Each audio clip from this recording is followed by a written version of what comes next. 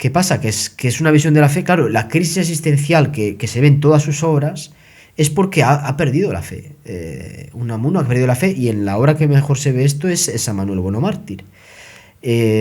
¿Por qué ha perdido la fe? Porque, bueno, se ha dejado llevar por los prejuicios positivistas, que es decir, que no hay nada de lo que vaya más allá de la verificación empírica que sea real, y por tanto la existencia de un Dios supramundano, ¿no? que haya creado el mundo, etcétera, bueno, pues no es concebible. El motivo real que me llevó a convertirme fue que empecé a entender cuando Cristo se refiere a sí mismo como pan de vida, ¿no? O sea, al final sí, o como principio de vida, ¿no? Es igual.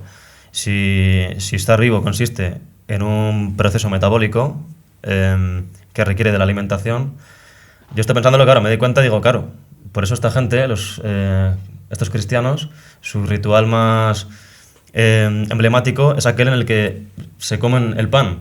Claro, digo, esta gente se ha dado cuenta antes que nadie de que efectivamente la vida es esto.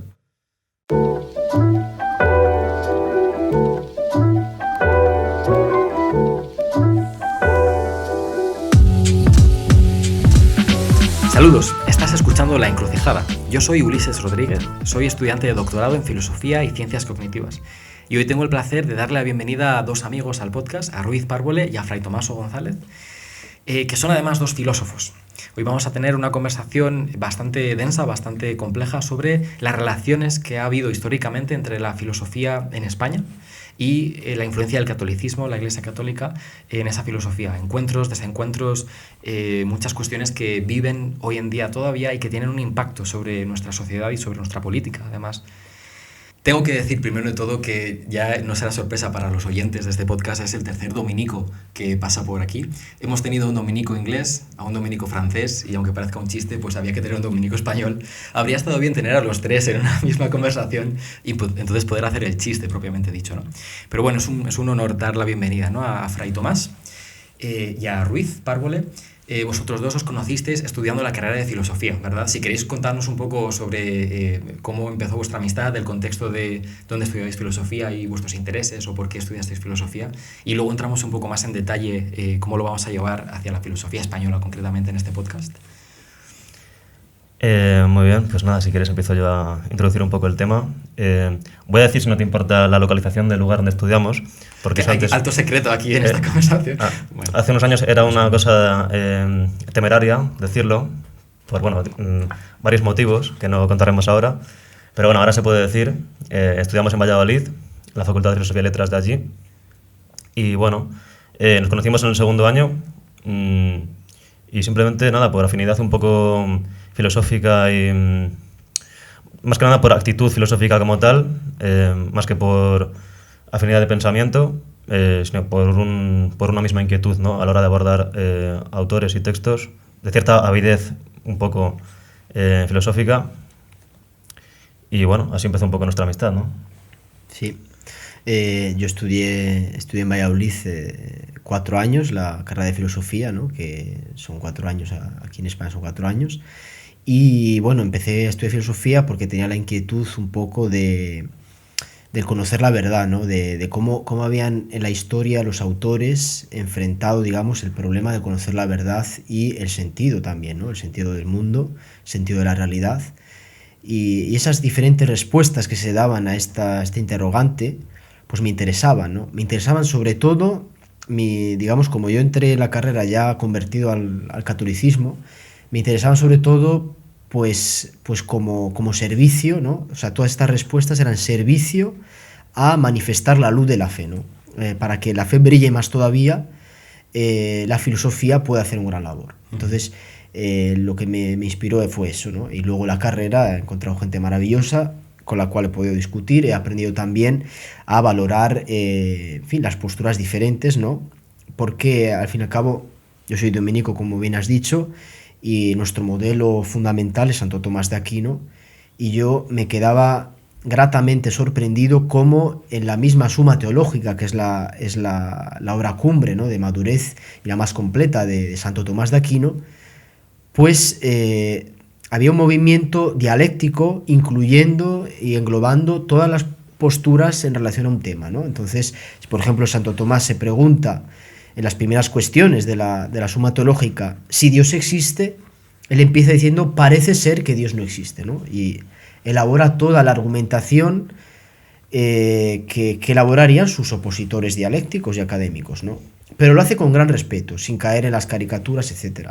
Entonces, yo que tenía ya gran amor por Santo Tomás, yo veía que en fin, el ambiente de filosofía que había, ¿no? Generalmente, había excepciones, pero la libertad con la que se hablaban de los temas era muy, muy, muy cercana, muy parecida a la libertad con la que Santo Tomás y otros escolásticos pues trataban de todos los temas, de las problemáticas de su tiempo. Hoy son diferentes, pero bueno, el espíritu puede informar también eso, ¿no?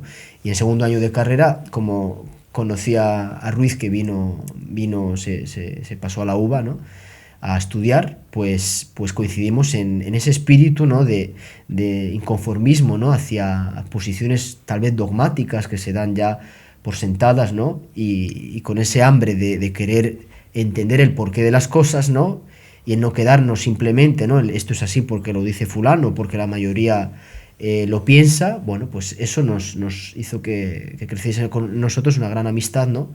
Y luego también, pues eso, aunque no hemos estado de acuerdo en todo, pues ha habido también momentos, ¿no?, de contraste dialógico, ¿no?, que nos han enriquecido también.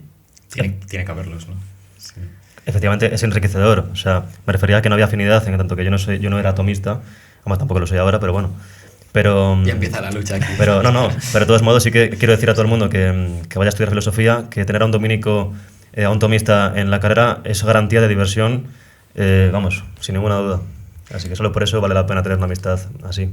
Claro, yo una cosa que he intentado decir muchas veces en el podcast, una idea que he intentado comunicar, ¿no?, es la de que la filosofía medieval es de hecho un lugar de profundo debate, que muchas veces pensamos, ¿no?, que sería una especie de época donde todo el mundo piensa lo mismo y hay una especie de acuerdo implícito que no se puede romper, cuando precisamente en las escuelas medievales se buscaban las opiniones más rocambolescas para buscar la posición a la contra y a favor y hacer un debate y ver cómo se podrían explorar estas ideas, ¿no? Y eso es la filosofía viva, por así decir, que es algo que ahora como profesor de filosofía, ya que estamos contando cada uno de nuestra vida personal, pues me abro yo también un poco y cuento que ahora que soy profe de filosofía en la universidad, me lo planteo mucho, ¿no? Ese gran ejercicio tan sano, ¿no?, de el pensamiento que se enfrente a ideas diferentes y que intente buscar, no siempre cambiar de opinión, pero al menos saber posicionarse, ¿no?, frente a otras cuestiones. No sé si he mencionado que eres dominico, de hecho, al principio a lo mejor se me ha pasado, pero sí que quiero comentar un poco por qué vas vestido como una Guinness, que es como en Inglaterra a veces se decía, mira, una Guinness, en el sentido de los que han pasado por aquí van vestidos de blanco, pero tú tienes una capa negra encima. ¿Quieres explicarnos un poco por qué? Sí, claro. Digamos que nuestro hábito, nuestra orden, la orden de predicadores, tiene ya 8 siglos de historia. Fue fundada en el siglo XIII, a principios de 1200, y bueno, pues el hábito prácticamente que han tenido todos sus miembros no ha variado, ¿no?, desde entonces.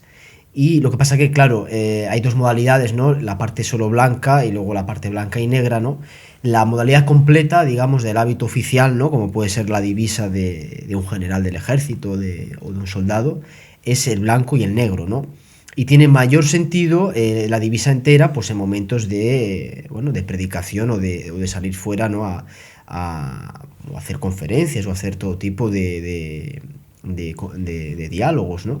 Entonces, por eso, a pesar de que ya el tiempo está cambiando, no hace tanto frío ya para poner capa, puede ser importante también presentarse con el hábito entero, porque hoy, sobre todo, la imagen, ¿no?, en nuestra sociedad es muy importante, ¿no?, y hasta los pequeños detalles cuentan, ¿no? Entonces, es bueno también para dar a conocer a la orden, ¿no?, pues presentar el hábito entero, ¿no?, de la orden, que es el mismo hábito que hemos tenido 800 años. Uh-huh. Una de las razones por las que han pasado muchos dominicos por aquí, lo comento, ¿no?, sobre todo por la vocación a la filosofía que tiene la orden de predicadores particularmente. Podríamos decir que los franciscanos también son quizá otra orden prima, ¿no?, de los dominicos, que también se han dedicado históricamente, tienen una tradición filosófica muy fuerte. Y has mencionado de pasada, no te pido que lo comentes ahora, pero que entraste en la carrera de filosofía ya convertido al catolicismo. Uno de los temas que vamos a tratar hoy, y esto es lo interesante, me gustaría que la gente ya hubiera empezado a notar al menos si tienen ciertas ideas preconcebidas, ¿no?, sobre lo que vamos a hablar, la tensión quizá entre hablar de personas católicas y que están dedicadas a la filosofía. Esto lo hemos tratado en muchos podcasts, ¿no?, anteriores, pero esta especie de relación complicada, ¿no?, que parece existir en el imaginario colectivo entre la filosofía en España concretamente y el hecho de que España sea un país católico, profundamente, ¿no?, influido a todos los niveles culturales e intelectuales por el catolicismo. Entonces, el objetivo de este podcast es trazar una especie de genealogía, ¿no?, de esta historia de encuentros y desencuentros, tal vez, entre la Iglesia Católica y diferentes corrientes filosóficas en la Edad Moderna, concretamente, y romper quizá ciertos estereotipos, ¿no? Supongo que el estereotipo de partida sería el de que la Iglesia Católica está en contra de la razón y es una institución que excluye, por definición, toda forma de filosofía o de ejercicio del pensamiento, ¿no? El punto de partida para mí, me he traído un libro que quería un poco comentar, porque he estado leyendo sobre unos nuevos estudios que se hacen en el tema de la ilustración. Lo enseño así un poco, es el libro de la ilustración católica, se llama este libro, que es básicamente investigaciones del tipo que me gustan a mí, que es cuestionando narrativas aceptadas sobre la idea de que la ilustración, este movimiento fundamental a nivel político, sobre todo en el siglo XVIII, es un movimiento antirreligioso. Y que la Iglesia Católica, en los diferentes países que son católicos todavía en el siglo XVIII, Francia, España, Italia, etcétera, Portugal, se posiciona en contra de manera categórica, sin ningún tipo de matiz, en contra de estos desarrollos y movimientos tan múltiples, ¿no?, que está habiendo en Europa en este momento. Y mucha investigación en el campo histórico y también de la historia de las ideas ha estado rescatando, por así decir, la ilustración católica, o al menos la idea de en qué medida muchos intelectuales católicos del siglo XVIII están de hecho muy abiertos a muchas de las ideas que asociamos con la ilustración, ya sea ideas políticas en el sentido de democracia, igualdad de derechos, etcétera, o ideas más científicas, ¿no?, de apertura a ciertas corrientes experimentales que procedían de Inglaterra a lo mejor o de Alemania, de países protestantes, y que, bueno, pues nos vienen a decir lo siguiente: hay una ilustración radical, es verdad que hay una ilustración que políticamente se posiciona en contra de la Iglesia Católica y que podríamos asociar con el filósofo Spinoza, sobre todo, que es el que da lugar, ¿no?, a esta corriente. Pero luego también hay una ilustración más moderada y una ilustración, ya digo, religiosa, que es lo que se está comentando. Quería leer un poco lo que viene siendo la introducción de la solapa, porque está hecho para llamar la atención y a mí me llamó la atención, ¿no? El autor dice: quien quiera que necesite, esto es citando a un autor, quien quiera que necesite un acto de fe para entender un acontecimiento que podría ser explicado por la razón, es un necio y no se merece el título de pensador razonable. Entonces el autor sigue diciéndonos que esta frase, ¿no?, fue dicha por Giacomo Casanova, que es un autor del siglo XVIII, y que ilustra una percepción muy asentada de la religión, como esta oposición entre razón y fe, y que es una percepción tan prevalente en el siglo XVIII como lo ha sido hasta el día de hoy. Pero luego nos dice: lo curioso de esto es que la persona que dice esta frase es católico. Es un pensador católico que se posiciona en contra de la superstición, en contra de el abandonar la razón, ¿no? Y es un poco como el catch, por así decirlo, ¿no?, la forma de llamar la atención del lector en la FNAC que se acerca a abrir los libros, ¿no?, que dice: pues no está mal, porque evidentemente un libro sobre la ilustración católica no se vende fácilmente y tienes que ser un poco más marketing. Entonces, bueno, no sé qué pensáis vosotros, si en la carrera de filosofía os encontrasteis un poco con esta idea, tú como persona que entraba ya convertido, como has dicho, entiendo que, Ruiz, tú no entraste ya convertido, pero no sé si tenéis este estereotipo, si lo encontrasteis en la carrera del catolicismo como enemigo de la filosofía académica. Bueno, nosotros en el primer año, por ejemplo, teníamos una asignatura que se llamaba Historia de las Ilustraciones, ¿no? Que no lo hacía un profesor que fuera del departamento de filosofía, sino que era del departamento de historia, y era muy interesante porque él, bueno, prácticamente quería conjugar, ¿no?, la rama histórica con el hecho del pensamiento, ¿no?, un poco la historia del pensamiento, cómo es importante, cómo las diferentes circunstancias históricas, los cambios históricos, determinan o influencian en gran manera el pensamiento, la filosofía de un cierto momento, ¿no? Entonces, bueno, es verdad que siempre se suele presentar como ejemplos de la ilustración, pues a autores, bueno, pues como Kant, todos los franceses, Voltaire, D'Alembert, Diderot, y nunca se habla de la ilustración católica, o sea, ha habido una ilustración católica. Una de las cosas buenas que tenía esta asignatura, y este profesor en particular, era que hablaba un poco de lo que precedió a la ilustración, ¿no? Y hablaba bastante del protestantismo y de la revolución protestante, ¿no? Que la revolución que se da en el siglo XVI es un poco la antecámara con todas las guerras de religión para luego que el desencanto entre ciertos filósofos y pensadores den lugar a la Ilustración. Pero una de las cosas buenas que decía este profesor, a mí me parecía muy honesto a nivel intelectual y muy objetivo, ¿no? sin caer en clichés o en tópicos, hablaba del protestantismo como un paso, una marcha atrás, ¿no? Un paso atrás. Porque decía, claro, que mientras algunos presentan el protestantismo como una liberación del yugo papal o de la Iglesia y demás, en cambio él decía que lo que propone Lutero a nivel de ideas es algo muy oscurantista, ¿no? Es muy, muy oscurantista, ¿no? Y de hecho, bueno, demoniza la razón, ¿no? Hago un inciso diciendo que Lutero, que se había formado, él era agustino, ¿no? Y se había formado en la escuela agustina, ¿no? de filosofía y teología. Es verdad que no estudiaba mucho Santo Tomás de Aquino, ¿no?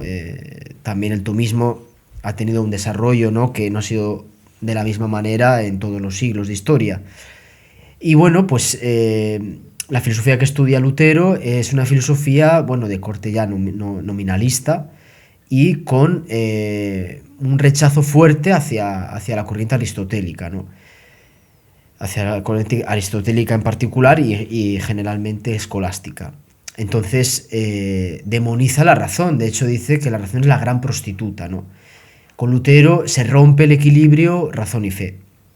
Bueno, pues la Ilustración un poco, al menos los autores más vehementes y contrarios al pensamiento católico, pues prácticamente recoge esos prejuicios que se habían formado en tiempos de la explosión protestante hacia el catolicismo, como por ejemplo que el Papa es el anticristo, que la Iglesia es la gran ramera, etcétera, y que nos aleja del evangelio auténtico, de las escrituras, del libre examen, ¿no? De la sola fides, ¿no? De la fe, ¿no? Que nos salvamos por la fe, no por las obras, etcétera. Bueno, pues todos esos tópicos, ¿no? Del anticristo, la gran ramera, etcétera, los acogen, digamos, la rama hostil a la Iglesia de la Ilustración y los adapta, los transforma, ¿no? Entonces ya la Iglesia no va a ser ya la gran ramera, ¿no? O esposa del anticristo, sino que va a ser pues la difusora de todo tipo de supersticiones, la enemiga de la razón, etc.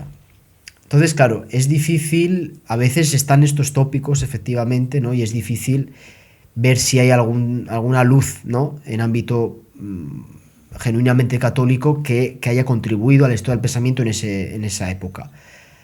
Pero bueno, nosotros, ya digo, gracias a este profesor que estaba en el primer año enseñando, tuvimos, digamos, una visión más objetiva, libre de prejuicios, y entendimos que el movimiento de la Ilustración, vamos, no justificaba su corriente, digamos, de prejuicios hacia la Iglesia Católica como artífice de oscurantismo, ¿no? y de retroceso en el saber, sino que más bien todo lo contrario, había sido Lutero y sus seguidores, ¿no? Los que habían demonizado un poco la razón. Sí, quiero comentar antes de preguntarte a ti, Ruiz, muy brevemente, que es verdad que muchas veces decimos catolicismo racional, irracional, sí, ¿no? Pero son etiquetas, ¿no? Que ponemos, y si las pudiéramos suspender, si las pudiéramos dejar de lado, es muy interesante que a finales de la Edad Media, en la Baja Edad Media, lo que hay realmente es un pluralismo de posturas en cómo se relaciona la razón y la fe, la filosofía y la teología dentro de lo que era un entorno culturalmente católico, ¿no? De manera homogénea. Y hay escuelas como la agustiniana donde tienden más a disociar esa relación, ¿no? o a cuestionar, o en la franciscana con Ockham, por ejemplo, la fe tiene que independizarse de la razón, la filosofía no se puede mezclar con teología. Y hay posturas donde Santo Tomás de Aquino y la escuela tomista es un ejemplo, que defienden la autonomía de la filosofía y el ejercicio necesario de la razón como un preludio al ejercicio teológico o de la fe, ¿no? Y entonces, muchas veces, aunque decimos el catolicismo está en contra o está a favor, realmente, si uno se remontase más en el tiempo, hay un pluralismo católico donde estas posturas están presentes, ¿no? Y luego ya en la Ilustración lo que ocurre son pues líneas divisorias que se van creando dentro del protestantismo. Pues hay autores como Spinoza, a lo mejor, en el mundo holandés, ¿no? o neerlandés, que van a reaccionar en contra del cristianismo protestante y van a criticarlo como oscurantista, paradójicamente, y también dentro del mundo católico hay autores que son lo máximamente ilustrados que se pueda concebir, ¿no? Que es lo que mantiene este autor, que es que hasta la Revolución Francesa había una ilustración católica muy boyante que luego desaparece con la Revolución Francesa, ¿no? Pero hay este marco entre el protestantismo que comienza en Europa y la Revolución Francesa, donde podemos ver este intercambio de ideas, donde tanto el Concilio de Trento tiene ideas progresistas y muy ilustradas, como en el mundo protestante hay estas divisiones, ¿no? Entre más progresistas e ilustrados o menos, o algo así. Pero bueno, entonces, no sé si nos quieres comentar un poco de tu impresión, que sería diferente. ¿Qué ejemplos hay en el libro acerca de católicos ilustrados? Pues menciona varios, sobre todo a gente de órdenes religiosas, a jesuitas, a dominicos en menor medida, pero también menciona a varios intelectuales que estaban cercanos al poder, ¿no? Sobre todo en la época del despotismo ilustrado, donde diferentes autores pues se beneficiaban mucho de la protección de Carlos IV en España. Te puedo decir nombres concretos si quieres. El título del libro, que no lo he dicho, es The Catholic Enlightenment, está en inglés, de Ulrich Lehner, que es un estudioso muy interesante que se está haciendo más conocido, ¿no? en los últimos años. Tiene otro tomo, este no es, pero tiene un tomo donde cada capítulo es un ensayo sobre un autor diferente católico. Aquí no lo tiene, así que no lo voy a leer, pero se puede encontrar en internet, y entonces pues menciona a diferentes personas. A mí en la universidad me hablaba mucho un profesor de un jesuita llamado Juan de Andrés, que nadie conoce, que es muy oscura la figura, pero se puede buscar online, que era una figura del siglo XVIII, de los jesuitas, que era literato, había escrito sobre literatura universal, las literaturas en diferentes lenguas, biólogo, había recopilado, pues no sé, había viajado por todo el mundo y recopilado especímenes en diferentes partes de Latinoamérica. Yo que sé, había escrito sobre filosofía, se tiene una obra de volúmenes y volúmenes y volúmenes, y son de estos autores en un contexto católico ilustrado del siglo XVIII que no son conocidos, ¿no? Y toda esta cultura perdida y olvidada es la que intenta rescatar autores de este estilo. No te sé decir ejemplos más concretos, pero luego los podemos buscar si queréis. O sea, que tú crees que sí. O sea, que no, ¿crees que no? ¿Que no qué? Que en la universidad no se da esta relación entre catolicismo y racionalismo, o versus racionalismo. Sí se da, pero depende. O sea, yo siempre he criticado muchas veces nuestro grado por ser un Frankenstein, ¿no? Entonces cada profesor vende su libro, ¿no? Como Francisco Umbral, ¿no? Entonces esto sucede. Entonces hay profesores que son buenos, que son objetivos y que tienen bastante nivel, en los que no se da esta precipitación en el juicio, que es una precipitación en el juicio, es decir, por una serie de tópicos, una serie de convenciones que se han transmitido, bueno, pues se da por sentado automáticamente pues que la Iglesia se ha opuesto al progreso, a la razón, etc. Eso algunos profesores lo presentan, ¿no? Es verdad, eso es verdad. Pero bueno, gracias a Dios no todos, no hay una línea tan... en nuestro grado no hay una línea, o al menos no la había antes, tan clara o tan definida en relación de acusar a la Iglesia como, o al catolicismo como fuente de oscuridad, de retraso, etc. Pero sí, efectivamente algunos profesores sí que daban esa línea, ¿no? Sí que tenían esa visión de la teología católica, del tomismo en algunos casos, del iusnaturalismo, ¿no? En campo más jurídico, etcétera. Eso sí. Vale, me has comentado acerca del corpus docente de las facultades de filosofía en España, sobre su postura al respecto, pero ¿qué me dirías sobre la posición del alumnado? Ahí ya cambia. Porque es que ahí más. Creo que hay más... Sí, el salto es mucho Siempre. mayor. El Sí. salto es mucho mayor porque, claro, digamos que los docentes pues tienen ya más experiencia en el campo de la investigación y, bueno, pues, aunque algunos hacen barrabasadas muy grandes, pero bueno, tienen un poco ya esa experiencia que les contiene en cierta medida. Los alumnos que entran, pues entran un poco con esa explosión juvenil, ¿no? De me voy a comer el mundo y, bueno, voy a decirle a todos los filósofos de la historia, de la filosofía, lo que se han equivocado y que está mal lo que han dicho. Y claro, con esa fuerza, digamos, con ese ímpetu, con esa ilusión, pues muchas veces pues repiten con fuerza estos tópicos. Y claro, muchos de ellos, sobre todo en el perfil de gente que estudia hoy día filosofía, que es gente con un perfil ideológico muy definido, pues claro, eso predomina y solo con los años y con el estudio en algunos casos se consigue deconstruir esa visión, ¿no? Ese prejuicio. Pero sí, efectivamente, no se puede... Vamos, a mí cuando me preguntaban, por ejemplo, cuál es el filósofo que más te gusta, pues había que decir Aristóteles, porque si decía Santo Tomás, pues te miraban como por encima del hombro, ¿no? Riéndote. O bien una vez que estaba con varios compañeros, además de mayores años que yo en el estudio de la filosofía, pues hablaban de temas morales, ¿no? Que no voy a entrar particularmente en ellos, ¿no? De estas nuevas ideologías. Y bueno, pues yo dije, bueno, es que hay que distinguir, como diría Santo Tomás, entre materia, finalidad y circunstancias, ¿no? Y se me echaron a reír. Se me echaron a reír por esta citación, ¿no? Entonces sí, en el alumnado es mucho más fuerte este prejuicio. Lo comparto, lo hemos vivido ambos, pero aún así yo he de decir, como nota positiva al respecto, lo que decía sobre la deconstrucción de esos prejuicios que se dan cuando se entra a la carrera. Bueno, lo típico, que gente que viene con ideas preconcebidas viene a confirmar más que a aprender a ser críticos, etcétera. He percibido, en mi experiencia personal, que la deconstrucción de esos dogmas y esos prejuicios se da con bastante asiduidad.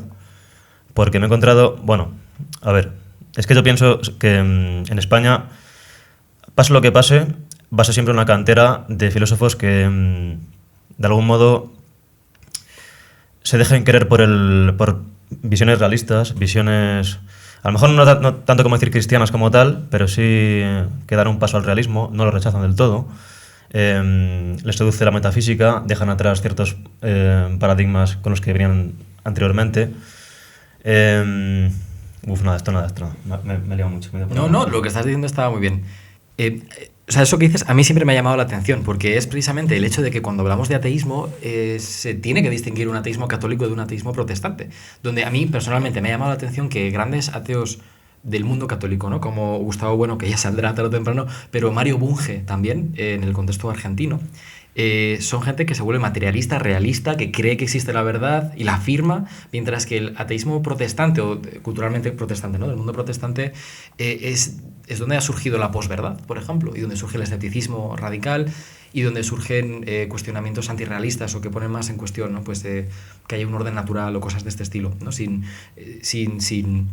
argumentar a favor o en contra de ninguno de los dos. Hay una especie de variedades de ateísmo muy finas ahí que vale la pena distinguir, y lo que tú dices a mí siempre me ha llamado la atención, que es que en el contexto católico el ateísmo sigue muy apegado, parece ser, ¿no? En general, estamos generalizando a lo que llamamos un realismo, que es la idea de que existe una realidad exterior, ¿no? y que está ahí. Podríamos llevarlo en muchas direcciones a partir de aquí. Yo no sé, te quería preguntar, porque Tomás entró convertido a la carrera, entiendo que al principio no tanto, quizás. Yo estoy de acuerdo con lo que dices, de que la universidad está para llevar de la mano a los alumnos a partir de la doxa hacia la episteme, ¿no? Operar ese cambio de ideas que yo mismo viví. Yo entré en la universidad como persona no creyente y cuando salí pues había cambiado radicalmente mi forma de ver el mundo y me podía considerar alguien creyente. Y creo firmemente que esos cambios pueden ser operados por ideas, por estar expuesto a ideas, ¿no? Yo no sé si tuviste una trayectoria parecida, o no fue en la universidad, de hecho, a lo mejor. Bueno, ha sido en la universidad, no en la carrera, sino en el máster avanzado que hice. En mi caso se dio ahí la conversión. Si me preguntas por eso... Sí, me refiero a eso, la he dejado caer de manera muy británica, ¿no? Muy vale. Inglesa. Bueno, te puedo hablar de la conversión mía, personal, si quieres. Mira, creo que mi caso, por ejemplo, es muy paradigmático al respecto de lo que sucede, como he dicho antes, en España con sus filósofos. O sea, lo que he venido a decir básicamente antes es que España, por lo que sea, no voy a entrar al respecto, no creo que sea, como se dice muchas veces, por la presencia de la Iglesia Católica, por cómo ha influido en la educación ni nada por el estilo. O sea, yo, bueno, quizás soy un poco más fantasioso al respecto, pero creo que es por otra cosa.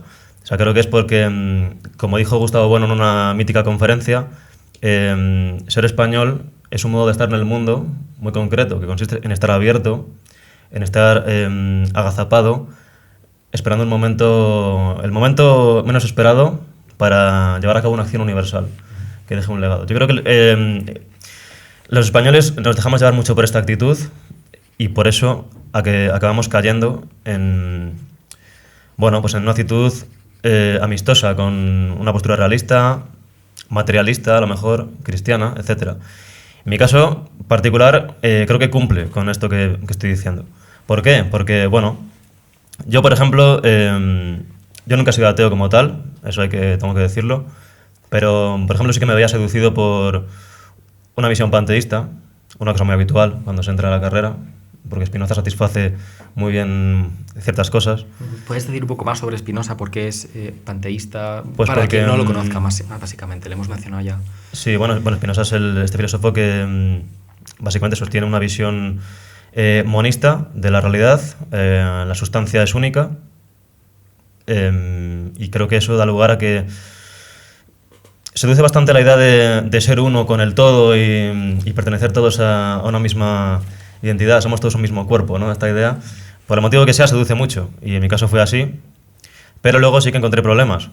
Luego, más adelante, profundizando en autores tanto españoles como otros fenomenólogos alemanes, como en mi caso Hans Jonas, que fue un autor del que hice el TFM, este autor en concreto hace una filosofía de la biología, tirando de la crítica husserliana a las ciencias en el siglo XX, de sus incapacidades para explicar la realidad, porque están muy mediadas por la técnica, por las exigencias técnicas, no tanto por un afán teórico puro. Hans Jonas hace lo mismo con el caso de la biología en concreto.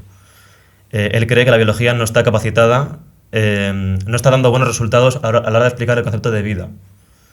El concepto de vida, claro, es un concepto que cuanto menos requiere de mucha reflexión filosófica. Y entonces él cree que ese concepto es mediante la metafísica, desde donde puede explicarse bien en qué consiste estar vivo, el ser orgánico, etc. Y entonces, bueno, trabajando sobre esto, me di cuenta de lo peligroso que puede ser un paradigma monista, en tanto que al no diferenciar entre sustancias, tampoco puede establecerse un criterio ético sobre lo bueno y lo malo. Esto en primer lugar. Luego también recuperando una visión teleológica, ¿no? Que es una cosa que está muy perdida en el pensamiento actual.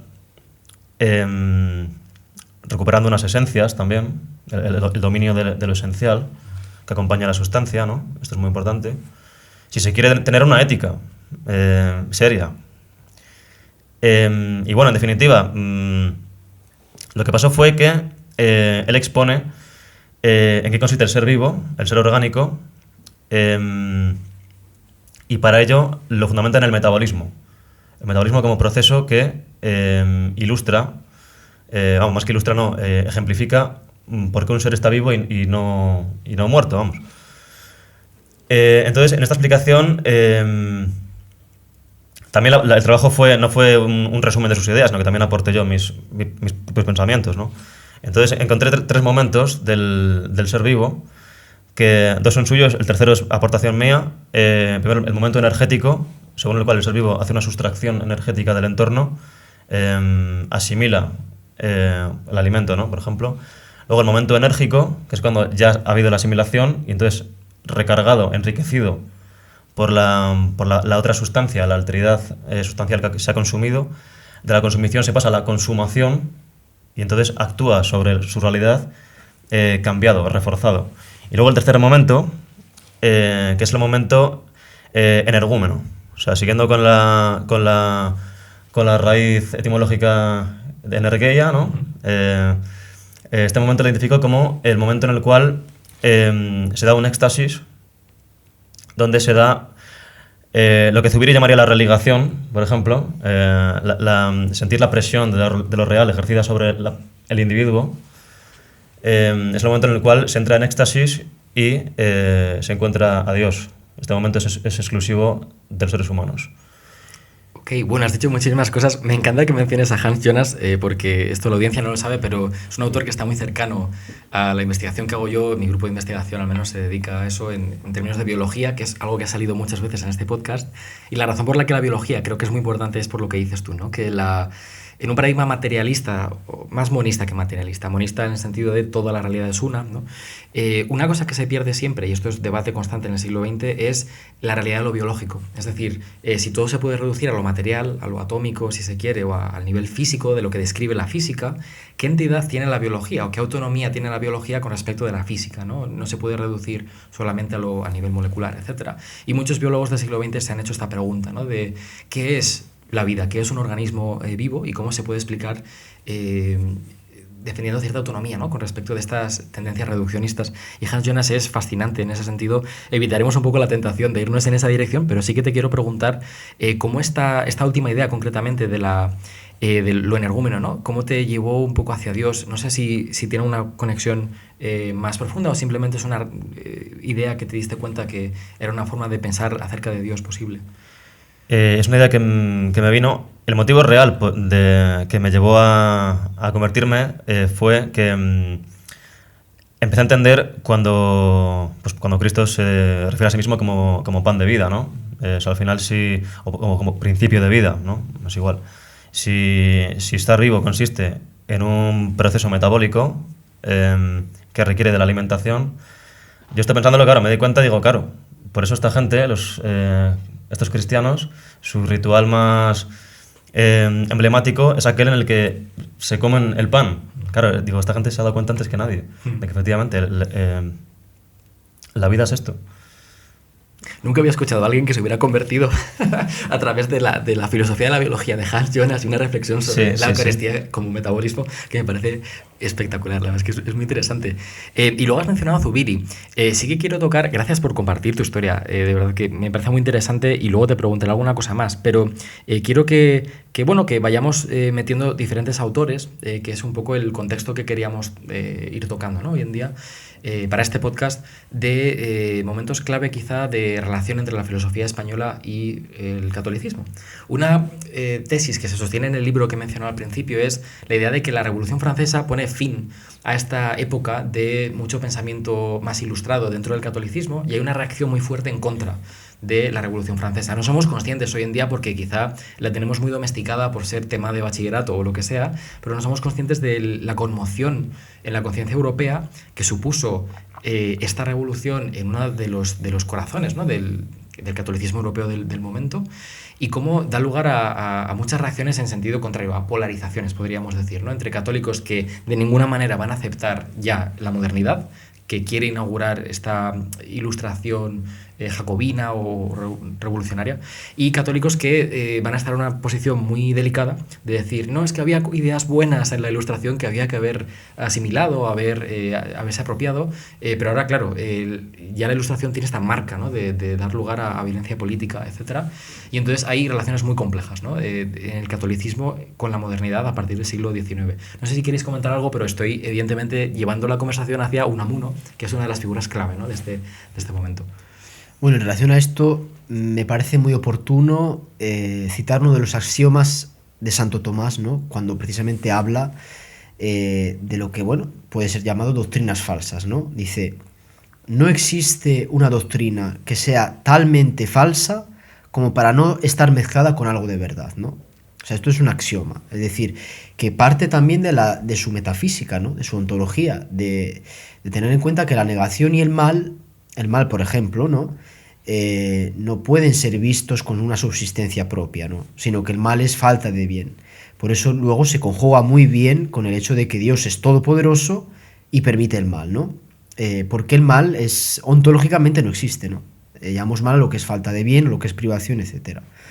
Entonces, esto trasladado también a su método, digamos, ¿no?, su espíritu académico, ¿no?, y filosófico, se traduce en eso, en una mirada libre para decir, voy a estudiar lo que dice el opositor, ¿no?, el opuesto, y ver qué de lo que él dice, qué tiene de verdad, ¿no? O sea, que no quiere decir que vale todo lo mismo, no es relativismo esto.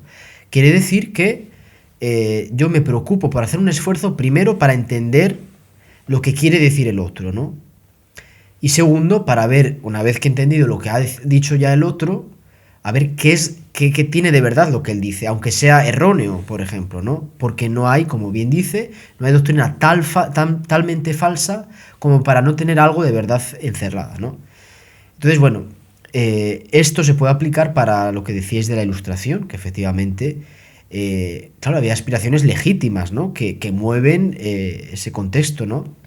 Y en relación a esto, me parece importante recordar que la filosofía, los filósofos, ¿no?, no son ajenos a la circunstancia histórica, cultural y social en la que viven, ¿no? Como bien dice Aristóteles, el hombre es un animal racional social. Entonces, el hecho de no ser una mónada aislada es importante, ¿no?, tenerlo en cuenta, ¿no? Por ejemplo, decía un profesor mío de historia de la Iglesia que no es lo mismo pensar o dedicarse a reflexionar en una tierra, en un lugar donde hay pocas horas de sol al día y hay muchos días nublados, que en un lugar donde hay muchas horas de sol, ¿no? Y esto también nos sirve para entender, cuando hablamos de filosofía española, cuál es la peculiaridad de la filosofía española, ¿no?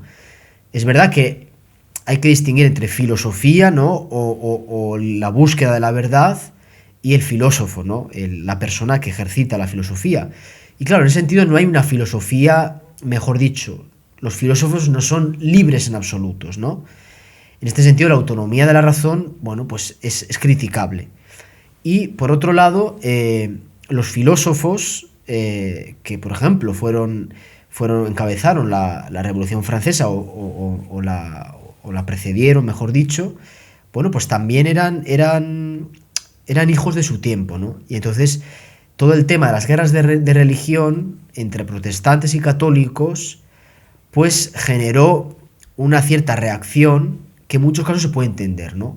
Como para decir qué escapatoria podemos encontrar a estas luchas que no tienen fin, y qué luz o qué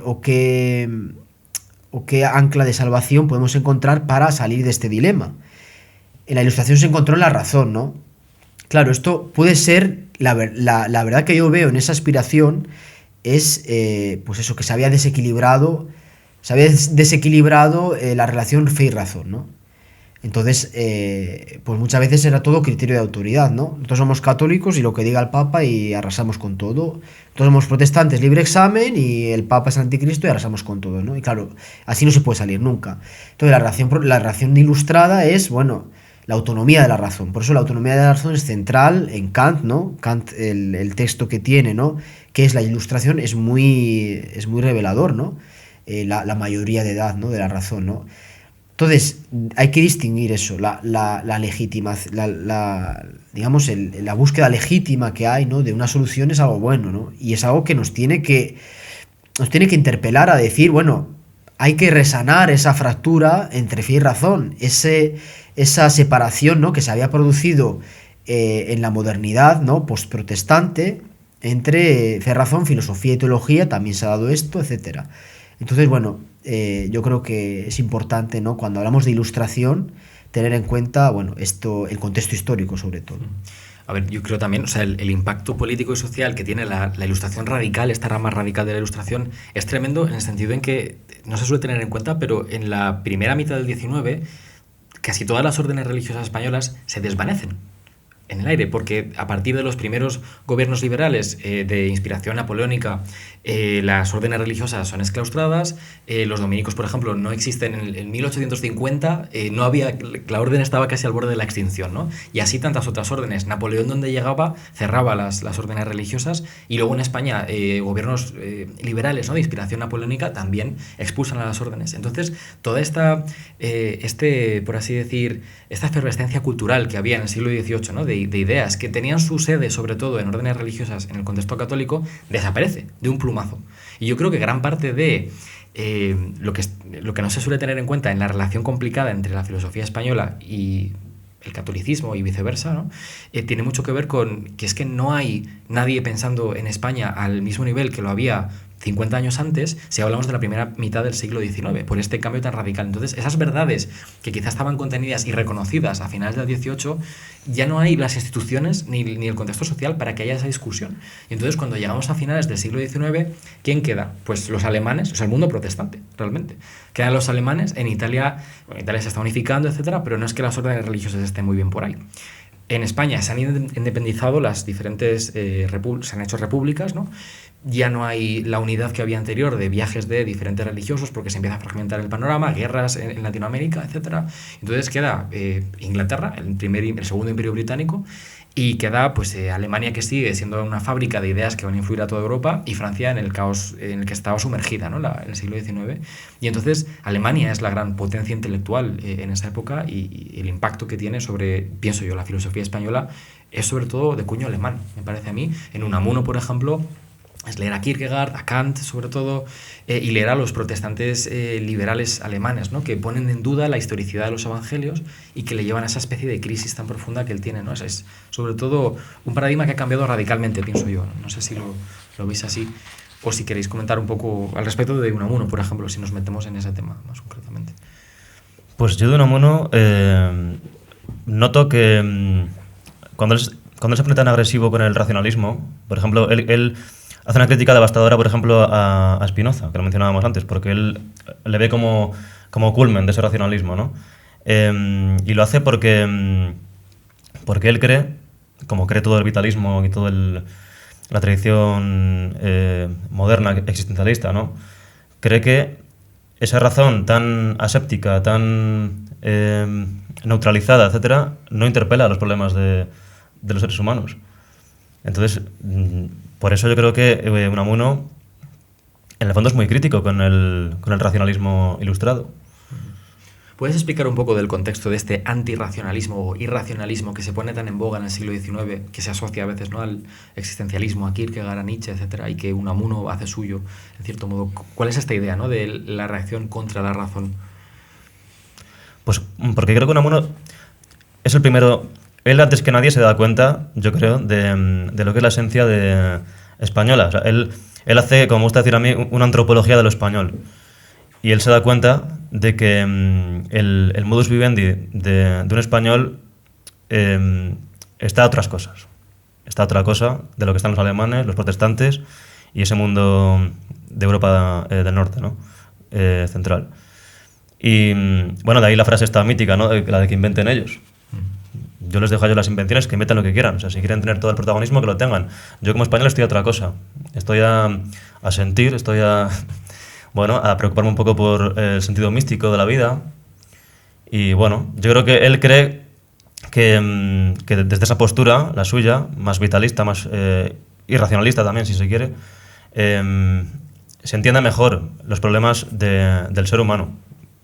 Creo que él ve más relevante eso que no estar dedicándose a hacer piruetas intelectuales con conceptos que a lo mejor pues no son, como te digo, muy asépticos, muy aislados de la vida real. Bueno, visto que has hablado de don Miguel de Unamuno, yo he tenido el privilegio de estudiar sus obras, ¿no? Porque cuando he hecho el grado de filosofía en la UBA, había elegido a don Miguel para hacer el TFG, ¿no? Don Miguel. Entonces, encantado que le llamas Don Miguel. Don Miguel, claro.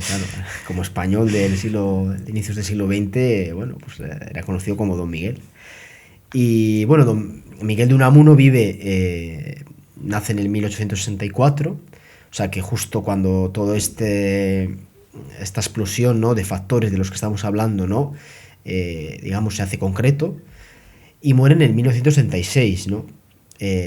Un año en el que, ya han penetrado muy, muy adentro, ¿no?, todas esas ideas, digamos, ¿no?, racionalistas, irracionalistas, etcétera, venidas de Alemania. 1936. Sí, 1966. Sí, justo cuando empieza la guerra civil. Sí. Entonces, Miguel de Unamuno es de la generación de 98, se le conoce sobre todo, pues, por ejemplo, cuando se le estudia en el bachillerato, se le conoce más por su labor literaria, no tanto como filósofo. Y hace poesías, ¿no? Escribe novelas, etcétera. Pero, tiene una vertiente filosófica que a veces no se conoce tanto, y nosotros en la carrera tuvimos un monográfico de Unamuno y vimos más en profundidad esta vertiente filosófica, ¿no? Son 3 las obras que destacan, ¿no?, de corte más filosófico, que son La agonía del cristianismo. Este es un título que un poco coge no me acuerdo si era Kierkegaard o algún autor que habla también de la agonía del cristianismo, lo cual revela qué fuentes, digamos, leía, ¿no? Luego tiene la obra, digamos, más densa, que sería el sentimiento trágico de los pueblos, y que ahí se encuentran un poco esas ideas de las que hablas, ¿no? De lo que es el español, el sentir, etcétera, ¿no? Conjugadas también con la fe. Y luego una obra pequeñita, pero no por ello menos importante, que es la de San Manuel Bueno Mártir. ¿No? San Manuel Bueno Mártir. ¿Puede ser que hay un perro ladrando de fondo? Me está llegando en Sí, bueno, hablando sí, de la vida, ¿no? Del sí, raciovientalismo. esto también es parte de la vida. La vida, claro.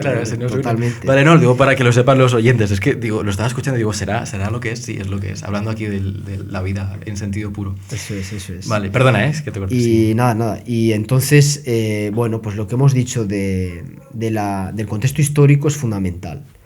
Porque, claro, yo veo en Unamuno, yo lo estudié en modo crítico, ¿no? Porque yo veía que tenía ciertas ideas sobre la fe que, bueno, no se pueden conjugar con una genuina idea, con una genuina fe cristiana, ¿no?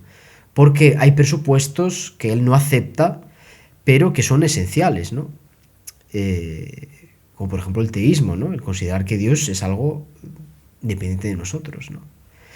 Entonces, bueno, él lee en un ámbito, en un momento, una situación en la que la filosofía en España estaba más aislada del resto de Europa. Entonces él descubre todo este mundo de los filósofos y pensadores alemanes, sobre todo, ¿no? Hay que tener en cuenta que después de la Revolución Francesa y todas las revoluciones napoleónicas, en Alemania se había desarrollado mucho toda la cuestión bíblica, la cuestión de los estudios críticos, ¿no? Histórico-críticos de la Sagrada Escritura en ámbito protestante, ¿no? Y eso había dado lugar a una corriente que fue denominada protestantismo liberal. Digamos que este estudio ya nace en el 700, ¿no? Lo que pasa que llega a su mayor auge en el 800, y prácticamente tantos autores, pastores, etcétera, protestantes, pues se empiezan a acercar a la escritura, pero bueno, con una mentalidad, se puede denominar desmitificante, ¿no? Es decir, bueno, nosotros ha llegado la escritura, dice ciertas cosas, pero ahora que nosotros tenemos instrumentos y medios para hacer excavaciones, instrumentos también de crítica literaria, comparaciones de códices, etcétera, vamos a ver qué es verdad de esto que nos ha llegado, qué es lo que queda, ¿no? Un poco era la mentalidad que predominaba en estos ámbitos, ¿no? Bueno, el más claro, el más notable ha sido Wellhausen, por ejemplo. Wellhausen es el que elabora toda la teoría de los documentos, ¿no? Algunos que critican, ¿no? la traducción doctrina documentaria es de los documentos, ¿no? Porque se habla de una serie de documentos que serían las fuentes que usó el redactor final del Pentateuco, ¿no? Se habla sobre eso. Pero bueno, no me voy a centrar aquí, lo que me interesa más que nada es la perspectiva histórica, ¿no? que había en ese momento. Y bueno, pues esto influye también en la teología, ¿no? Entonces no se hace teología de la misma manera. Hablo siempre en ámbito protestante. Con razón, en época patrística se sabe que la Sagrada Escritura, y además lo verifica y confirma el Vaticano II, es el alma de la teología, la Sagrada Escritura. Entonces, en el ámbito protestante, como la Escritura ya es vista de otra manera, desde otra perspectiva, pues la teología también que sale de ahí va a ser diferente, ¿no? Y es la teología, pues, de Harnack, posteriormente de Bultmann, etcétera, ¿no? Unamuno les va a leer a ellos, ¿no? Va a leer todas las corrientes de estos filósofos, Kierkegaard, etcétera, más irracionalistas, que hacen una crítica al racionalismo precedente. Pero, como digo yo, es verdad que critica el racionalismo y el positivismo, pero muchas veces no se llega a liberar de esos prejuicios positivistas, ¿no? Los critica, pero no se llega a liberar. Y eso ya condiciona su visión de fe con el resto, ¿no? Y por otro lado, él se dirige a ese mundo con un complejo de inferioridad.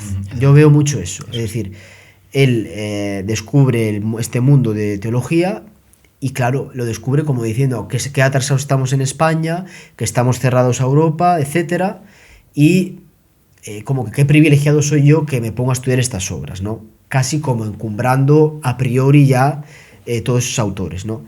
Esto, claro, esto es fundamental para entender, digamos, la deriva de su visión de la fe, ¿no? De su visión de la fe.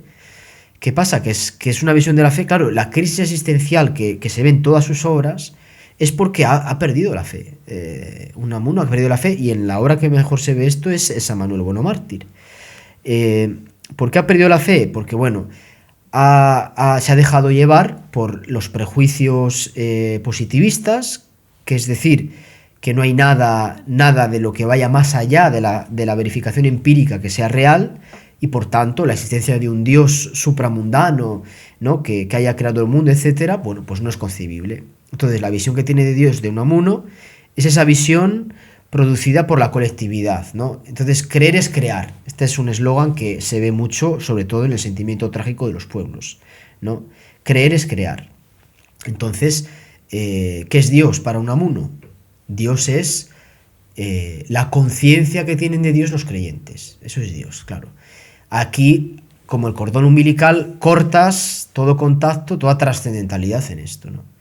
Entonces toda la visión de los sacramentos, de la gracia, de la Iglesia, va a estar condicionada por esto, ¿no? Entonces, claro, creo, claro, con razón tiene este dilema vital, ¿no? Porque él, como buen español, pues quiere ser católico, ¿no? Como buen español. Bueno, esto suena un poco así, de sentido históricamente hablando, ¿no? Históricamente en el siglo XIX, sí. En el siglo XIX, sí, habló para esa época, ¿no? Hoy a algunos les puede sonar mal. Sí. Pero vamos, todavía no había llegado hazaña para decir España ya no es católica, Claro, ¿no? eso sí. Entonces, exacto, como español que se siente, ¿no? Conciencia Como de vasco, además, vasco que Claro. es... País Vasco ha sido una zona muy católica, pues claro, siente ese desgarramiento interior. Y donde se ve claramente las consecuencias, ¿no? Bueno, pues de la evolución del dogma, la indigencia de lo divino, el positivismo vital, etcétera, ¿no? Son diferentes ramas, ¿no? Diferentes presupuestos teológicos que hacen ver ya todo lo demás, toda la doctrina cristiana, bueno, pues con ojos muy humanos, ¿no? Por ejemplo, la evolución de los dogmas, ¿no? No es que María verdaderamente sea inmaculada y haya sido en el origen preservada de todo pecado original, sino que, bueno, es una idea que se ha ido gestando con los años, siempre en esa comunidad de creyentes, ¿no? Y son los creyentes los que explicitan con el dogma, digamos, esa cosa mutable, ¿no?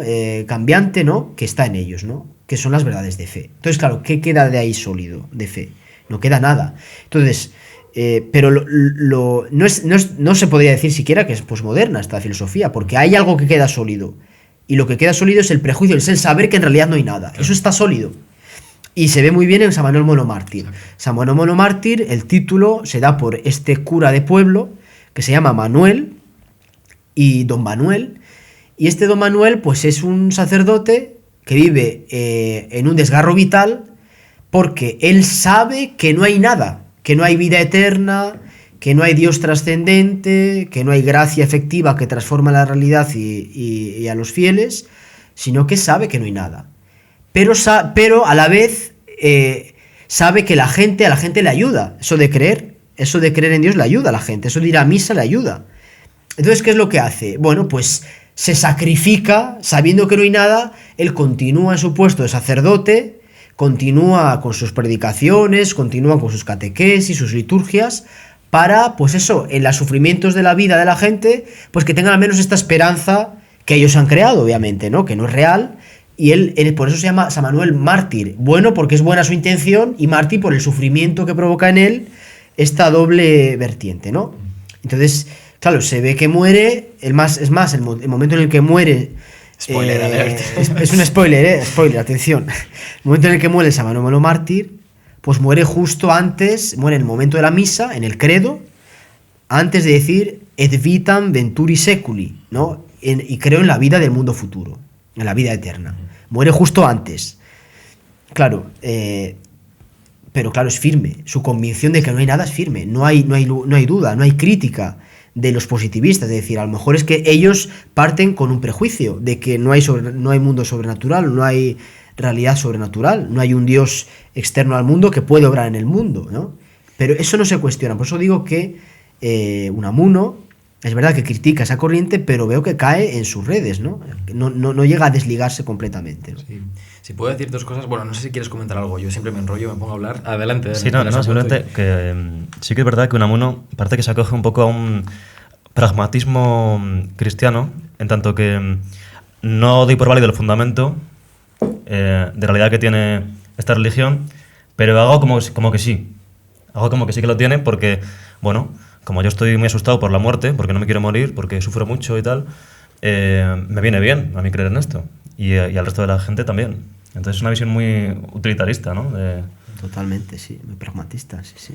A mí me llamó la atención cuando leí San Manuel Bueno Mártir la idea de que quizá es donde se forja el mito de la fe es para la gente tonta o para la gente que no entiende, y luego hay un grupo de unos pocos entendidos, de gente que verdaderamente ha visto la luz y sabe que esto no es verdad.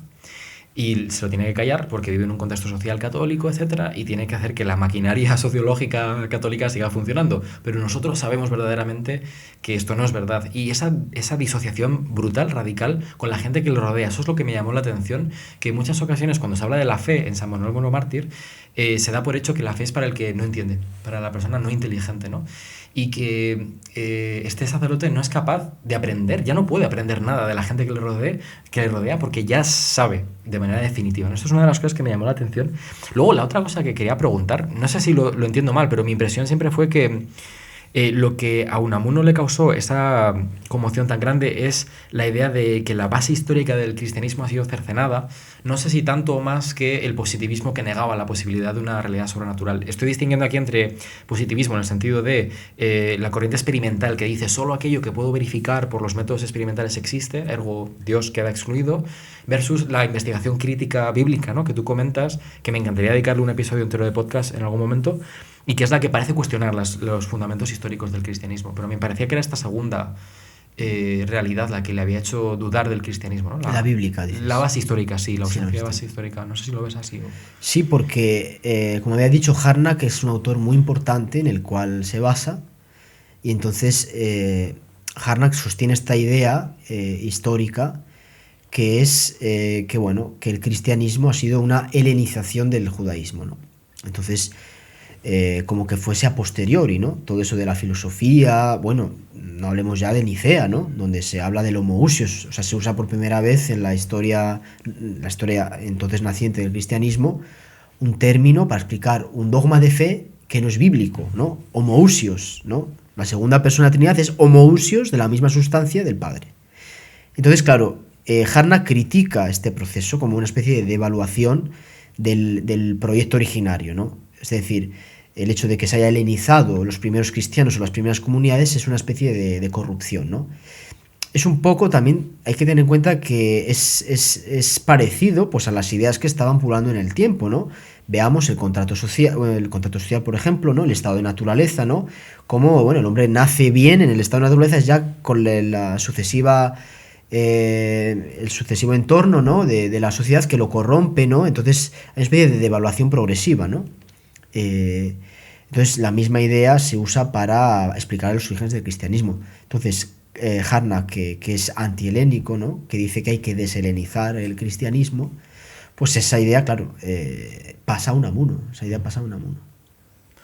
Luego siempre, a ver, la gente suele hablar de la crítica bíblica, ¿no?, que surge en Alemania, pero el término de crítica me parece muy criticable, ¿no?, precisamente porque cuando uno ve lo que hacían estos primeros estudiosos de la Sagrada Escritura, ¿no?, en el siglo XIX, es aplicar una filosofía anticristiana al texto bíblico, o sea, aplicar a Hegel, por ejemplo, y la dialéctica hegeliana para leer la epístola de San Pablo a los Gálatas y decir, no, aquí hay la tesis y la antítesis, no sé qué, y dices, esto es crítica. Hoy en día no lo aceptaríamos como una crítica seria, sino que es importar una filosofía concreta, ¿no? Entonces, claro, es muy cuestionable, ¿no?, que esta crítica bíblica sea simplemente un estudio científico y neutral. Me metería en un follo muy grande hablar de esto, pero luego hay corrientes que van a renovar la filosofía alemana misma, ¿no?, a finales del siglo XX. Sí que es verdad, quiero mencionar al menos la anécdota de las luchas de Unamuno, que sí que lo intenta, ¿no?, en su vida, va a Salamanca, habla con los dominicos, que es una cosa que quería mencionar, ¿no? Sí. Yo recuerdo ir ahí al convento y esta anécdota que te cuenta, ¿no?, lo de uno de los patios del convento que tiene un pozo. Sí. ¿Cuál es? ¿Quieres contarla? Sí, que prácticamente Unamuno, bueno, como tenía contacto con los dominicos, tenía contacto también con el padre Arintero, ¿no? El padre Arintero que se conoce mucho por el desarrollo de la teología espiritual que hace. y había veces, bueno, pues que hablaban en uno de los claustros, en el que hay un pozo en el medio. Y bueno, yo sabía eso, que ese era el pozo de Unamuno. Yo lo que No me sé doy si cuenta había es, sabido... será una anécdota espuria probablemente, pero la idea de que cuando esperaba que viniera el padre Arintero, él se pasaba por ahí, se iba al pozo y se asomaba y decía yo, y el pozo le respondía yo, en plan que se le iba un poco la pinza. Pero bueno, el caso es que el hombre es una vida fascinante, ¿no? De lucha y de intento por verdaderamente hacer que funcione, pero el trasfondo filosófico es lo que le bloquea y no lo investiga y no es capaz de ir más allá de esas ideas que admira o que presupone, ¿no? Entonces mencionaba la renovación de la filosofía en Alemania mismo, un poco en conexión con Zubiri, al cual mencionabas antes, que pertenece a la tradición de lo que se llama la fenomenología, ¿no? Más o menos podríamos decir, que ya mencionamos en el podcast. Hay un episodio sobre Edith Stein, que es discípula ayudante de Husserl, que es el iniciador de esta corriente, y es una corriente nueva, ¿no? Que surge en la segunda mitad del siglo XIX en el contexto alemán y que se intenta alejar un poco de Hegel y de las ideas candentes en esa época. Y bueno, pues no sé si quieres comentar un poco más sobre Zubiri y la recepción de la fenomenología en España, que viene mediada por Ortega y Gasset, que es otra gran figura, ¿no? Te dejo que si quieres que nos cuentes un poco quién es esta segunda gran figura de la filosofía española y bueno, y cómo se relaciona con todo lo que hemos dicho, estas corrientes. Segunda gran figura, le llamamos así. Bueno, mencionada en este podcast me refiero, a lo mejor hay muchas más, bueno. De las que hemos mencionado. ¿Cuáles más dirías tú, si quieres completar un poco el cuadro? Bueno, para mí lo que pasa en el siglo XX, otra vez, es un ejemplo más de lo que hasta ahora he sostenido, lo de que la idea de que, bueno, de que España es cantera de filósofos que por A o por B se acogen a, bueno, pues a realismo, por aquí, a una metafísica que huye un poco del idealismo alemán. Y sí, Ortega es la recepción de la fenomenología aquí en España, pero le da una vuelta de tuerca, sí que es verdad, porque, bueno, de algún modo el raciovitalismo es este movimiento que le inicia. Sí que es verdad que él es un poco la excepción a la regla. Ortega no es un cristiano, no es un ejemplo de pensador cristiano, pero la Escuela de Madrid que él inicia, sus discípulos sí que lo son. Por ejemplo, está el caso de Zubiri, está el caso de María Zambrano, de García Morente, Julián Marías. Todos ellos al final son un ejemplo más, ¿no? de este pensamiento, bueno, pues uno es un poco más tomista que otros, como es el caso de Zubiri, por ejemplo. El caso de Zubiri es muy interesante porque no renuncia a la herencia perspectivista de Ortega, pero a su vez quiere ser como teólogo que fue, quiere ser un baluarte del neotomismo, ¿no? Que se llamaba aquí en España. Y bueno, hace una mezcla un poco peculiar. Bueno, filósofo muy difícil de explicar. ¿Puedes explicar el perspectivismo de Ortega también, que has mencionado? ¿Qué quiere decir esa recepción? El perspectivismo, sí, Ortega, con su visión perspectivista, lo que quiere dar a entender es que la forma de acceso al conocimiento es personal. O sea, esto... Él, además, esto lo dice en un ensayo que creo que es la idea de principio en Leibniz, que dice que, bueno, físicamente hablando, cada perspectiva ocupa un lugar físico en el espacio, ¿no? Entonces, ese espacio no se puede sustituir por otro. Es intransferible. Entonces, la forma de acceder a lo inteligible es muy particular, es muy personal. Ahora, eso no quiere decir que la realidad, considerada como tal, sea una cosa objetiva y cognoscible de manera real, no la manera kantiana según la cual la cosa en sí, el noumeno, no es accesible verdaderamente, ¿no? Para nada es así en este caso. En este caso sí que se admite que se puede tener un trato objetivo con la realidad, pero matizado por la perspectiva individual de cada uno. O sea, claro, cada uno tiene su perspectiva, pero eso no quiere decir que el objeto de la percepción de cada perspectiva tenga una realidad propia y objetiva. Este es el asunto principal. Independiente, sí, entiendo. Vale. Y entonces nos hablabas de la Escuela de Madrid. Me interesa mucho la figura de María Zambrano, de la cual sé muy poco. No sé si nos quieres contar un poco. No sé si la conoces o la has estudiado. Un poco, sí, un poco. María Zambrano es una pensadora que, por ejemplo, sí que se aleja un poco más de una filosofía así, ¿cómo decirte? Pues muy racionalista o muy realista, porque tira más por el lado... ella hace una filosofía de lo poético, quiere reivindicar la poesía como forma de hacer filosofía, Y bueno, le pasa un poco como a Unamuno también, en el sentido de que ella sí que era religiosa. Tampoco matiza mucho en qué sentido, no es un ejemplo tampoco de pensadora católica, ni mucho menos, como puede ser una Edith Stein, en absoluto. Pero sí que es verdad que al igual que Unamuno, ella por la experiencia poética, en su caso, que trata, se accede a lo divino. Muchas veces cuando, claro, decimos, bueno, este filósofo español es católico o cristiano, este no lo es, y parece como que ya está todo resuelto, ¿no? Pero eso no es verdad, ¿no? Todo el mundo, quiere decir, un filósofo cristiano no es una persona que haya dejado de luchar con ciertas cuestiones intelectuales a las que se tiene que enfrentar. Y yo me imagino que en este grupo de la Escuela de Madrid que estabas mencionando, aunque digamos eran cristianos, hay una razón viva que está intentando buscar sentido, ¿no? Además en un contexto cada vez más adverso a la propia fe. Y entonces imagino que estos autores tendrán su propia, no sé si lucha, quizás es una palabra muy fuerte, pero indagación, o a lo mejor son gente que separa su vida de fe de su vida intelectual, no lo sé. Pero ¿crees que son...? Sí, es que para mí, viendo un poco por encima, estos nombres que he citado, yo creo que ninguno se puede decir que provenga de un background, por así decirlo, ya religioso. A lo mejor Zubiri sí, puede ser que en su caso sí, pero nosotros yo creo que no. Un caso, por ejemplo, muy, muy bueno es el de García Morente, porque una obra, la más conocida suya, creo, es un librito muy pequeño, en la que narra su conversión, muy tardía, cuando ya, no sé si tiene 50 y pico años.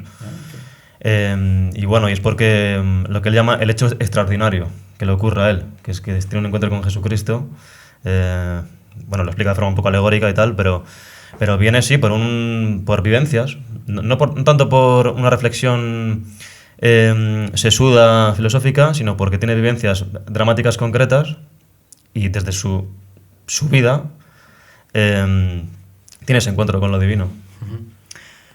Una cosa interesante que me sugiere lo que comentas es, entre todos estos filósofos que viven tan cerca de una cultura católica, ¿en qué medida quizá esta tradición distintiva, ¿no?, que hemos dicho de filosofía española, que, como decía Unamuno, ¿no?, se dedica a la vida, a las cosas más cotidianas o más terrenales?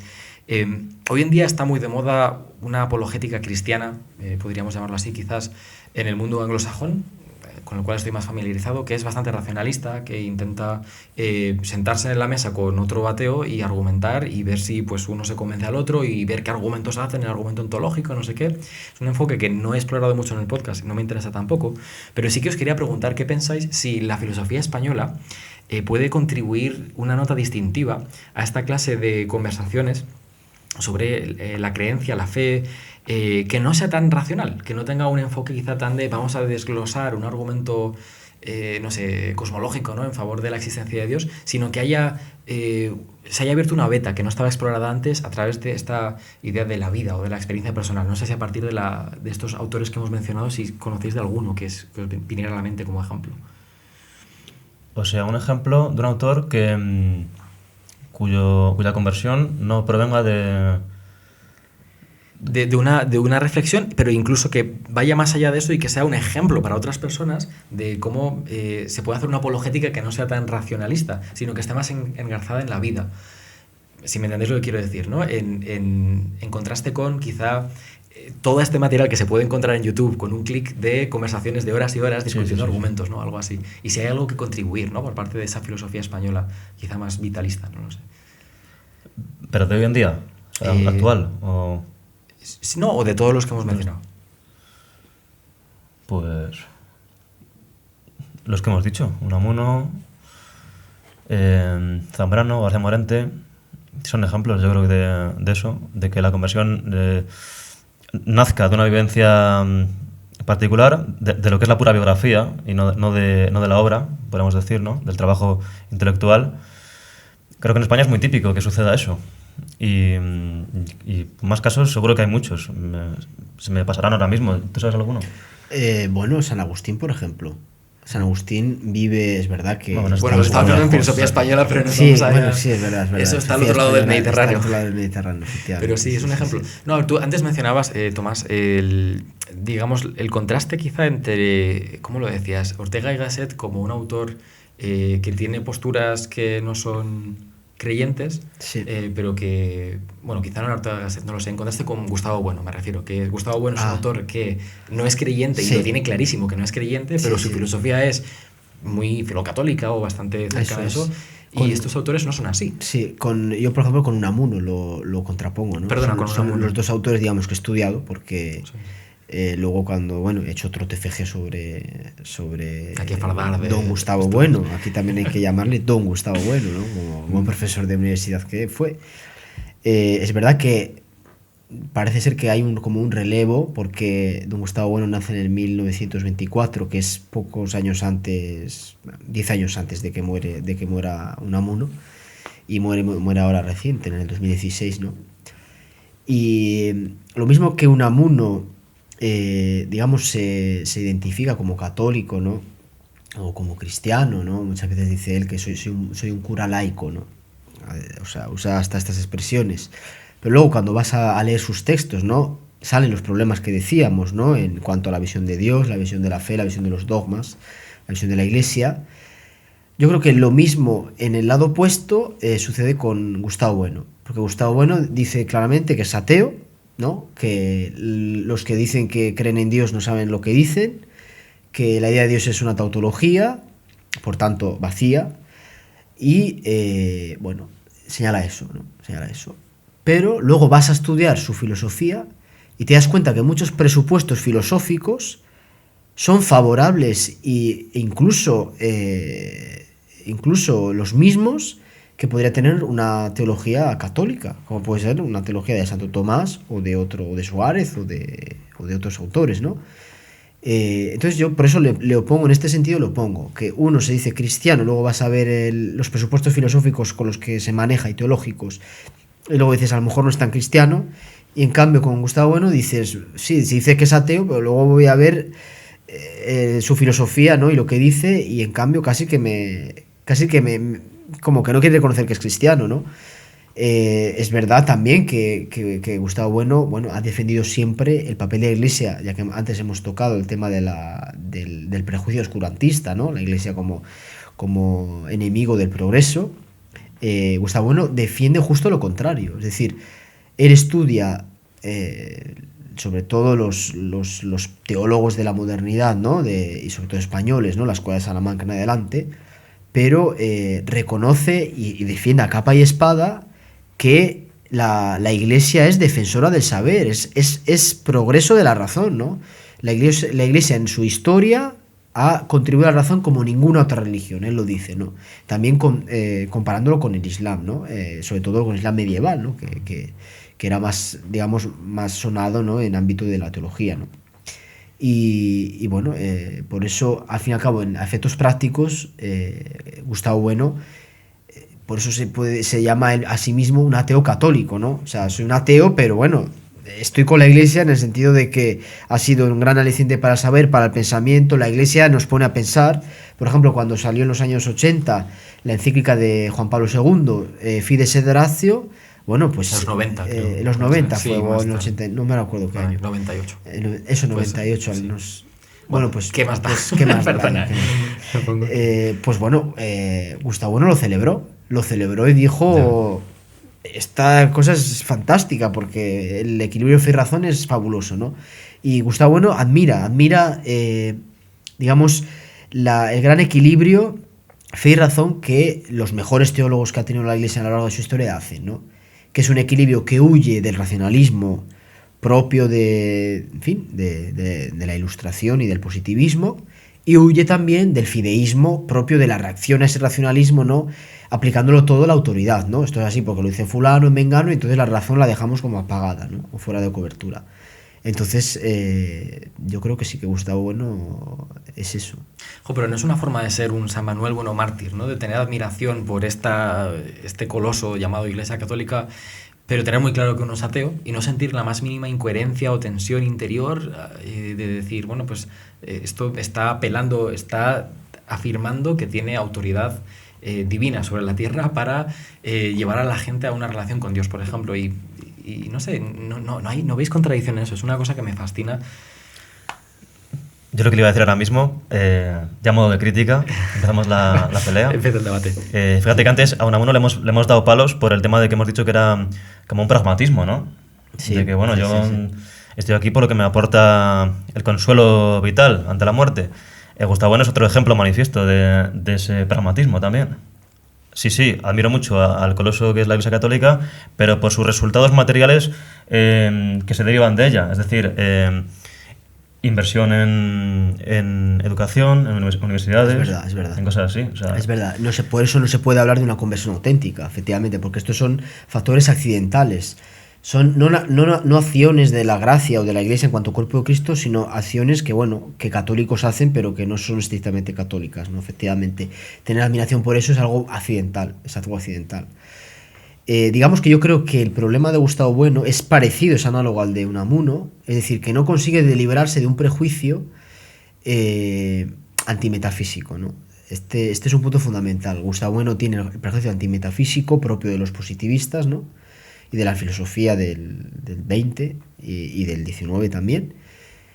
Y no consigue librarse e ir más allá y entender que la filosofía, la metafísica, mejor dicho, que critican pues, los positivistas y los neopositivistas, estoy pensando en el Círculo de Viena, la Harnack y los demás, pues no es la misma metafísica que la metafísica de un Santo Tomás de Aquino, de un San Buenaventura, de Baño Reyo o de un Aristóteles. Entonces, eso puede ser por el hecho de su circunstancia, digamos, académica, que él se ha dedicado a estudiar, bueno, pues a Suárez sobre todo, y a los teólogos posteriores de Suárez y a los filósofos posteriores de Suárez. Y claro, ya es un inicio, en estos autores se da ya una vuelta a la metafísica y como que se incluye a Dios, se encierra a Dios en el ámbito ya mundano que él llama, ¿no? Él Gustavo Bueno usa mucho esta palabra, mundano, refiriéndose a el ámbito encerrado, digamos, del conjunto de fenómenos y de hechos, ¿no? Y de hechos que hay en el mundo, ¿no? Entonces, se da esta vuelta, efectivamente, la metafísica moderna se da la vuelta, pues estoy pensando en los 3 niveles de Wolff, por ejemplo, ¿no? Wolff distingue estos 3 niveles, Dios, alma y mundo. Antes del Suárez, habla de... Entonces, claro, se incluye a Dios como casi uno más. A lo mejor es el más súper de todos, pero es uno más, como un gran ente, ¿no? El ens realísimum, ¿no? Esta denominación, ¿no? El ente realísimo, el que es más real que todos los demás, pero no lo dejan de incluir como uno más, ¿no? La cafetería intergaláctica, que decía Abel. Eso es. Entonces, claro, él cuando tiene ese prejuicio a la idea de Dios, pues tiene ese prejuicio a ese Dios mundano, ¿sabes? A ese Dios intramundano. Entonces yo creo que le faltaba profundizar, le ha faltado, pues, a lo mejor investigar más, ¿no? Y entender mejor ese Dios, digamos, auténticamente cristiano, que va más allá de todo género, como dice Santo Tomás, ¿no? Dice, Dios no es un ente más, Dios está más allá de toda especie y de todo género. Y se ve muy claro en las primeras cuestiones, cuando habla de Deo 1, sobre la unidad de Dios, ¿no? La primera parte de la Suma Teológica. No sé si en la cuestión 13 o en la cuestión 12 hay un artículo en el que habla de la relación y la semejanza entre Dios y la criatura. Y habla de la distancia que hay entre la criatura y Dios. Y pone un ejemplo muy interesante. Dice, para delimitar esta distancia, pone el ejemplo, por ejemplo, de, valga la redundancia, del sol y por ejemplo, un alimento que te comes, ¿no? Y un trozo de carne. Dice, podemos decir que hay una semejanza genérica entre el sol y el trozo de carne que comes, porque claro, el trozo de carne se parece al sol en cuanto a que el animal del que proviene se ha alimentado de hierba y que esta a su vez ha tenido sus nutrientes por la luz del sol, etc. Entonces, en una manera muy genérica, podemos decir que el trozo de carne que comes es parecido al sol, se asemeja al sol. Dice, bueno, si esto lo podemos hacer de una manera genérica, todavía más distancia hay entre Dios y la criatura, porque Dios está más allá de todo género. Entonces, todavía más distancia hay entre un parangón entre criatura y Dios que entre el trozo de carne y el sol, que es una distancia, es una semejanza genérica. La semejanza entre Dios y la criatura está todavía más allá.